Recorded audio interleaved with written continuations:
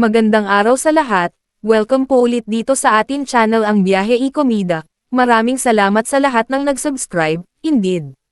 Punta tayo sa atin topic, July 20, 2025. Carla Abellana spotted na may kadate umano, may bagong pag-ibig na. Nagpakiligat ng intriga ang kapuso actress na si Carla Abellana sa social media. Ito ay matapos niyang ibandera sa Instagram ang tila pasilip sa isang mystery man na kadate niya umano sa isang intimate dinner. Makikita sa picture ang POV ni Carla na kung saan ay katapat niya sa lamesa ang hindi pa nakikilalang lalaki na binabasa ang menu ng isang restaurant. Hindi pa malinaw kung ano nga ba ang relasyon niya sa mystery man dahil ang tanging caption niya sa post ay, "Hi," kalakip ang ilang emojis na may red hearts.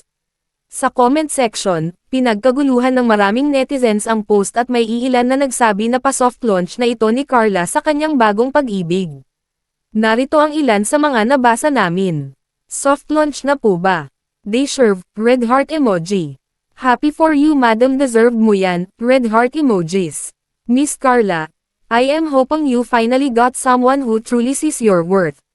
You're beautiful inside and out, and no one should ever take advantage of your incredible soul.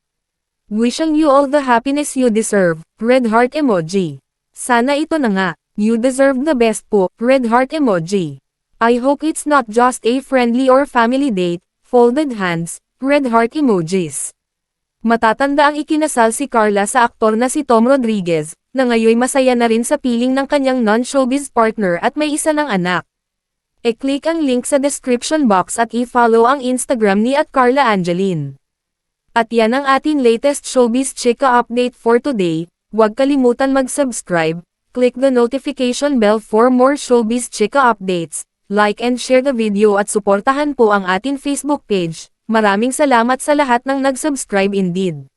Magandang buhay sa lahat, adios!